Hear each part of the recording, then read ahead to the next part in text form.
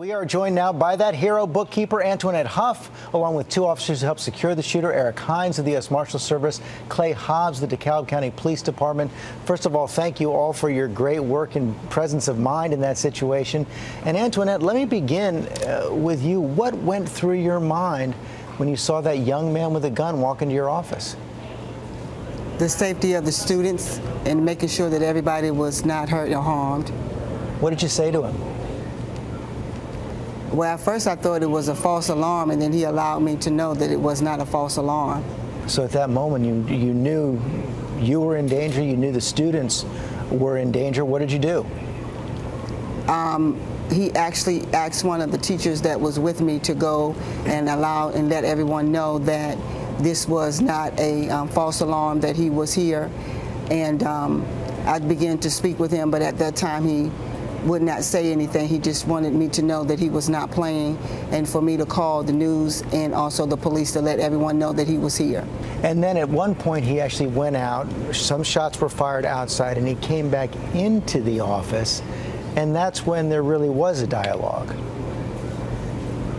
Yes, he went out the door several times and did shots outside of the door, and also did a shot inside of the school. And that's when you began to tell him about yourself and your own struggles? Yes, I began to tell him some of my life encounters and some of the things that actually was happening to me, and to get him to be able to start talking with me and opening up.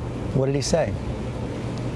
He said that he hadn't taken his medication and that he was going to die anyway, and that he was okay with dying, and that he was going to kill all of the police officers, and that he wanted me to know that he was not going to hurt me, and I told him okay, and that it was going to be okay.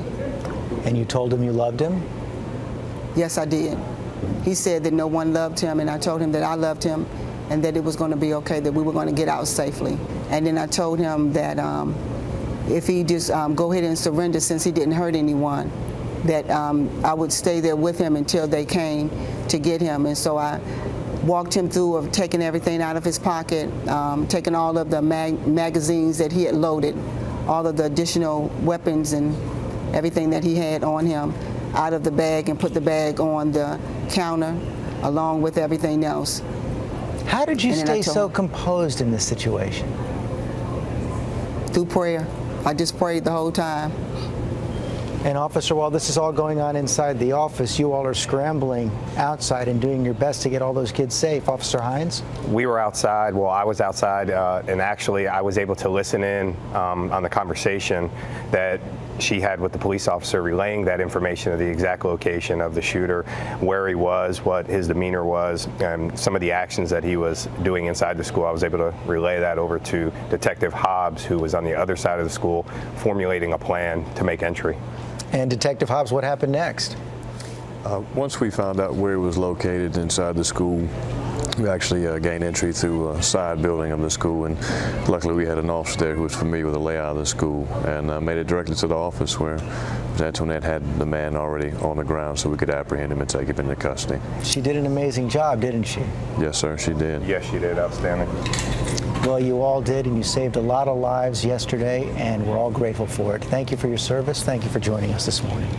Thank you, sir. Appreciate it. Wow, she did everything right. Her composure is miraculous. And guess what? Antoinette is going back to work this morning. That's what she told us. Everyday hero.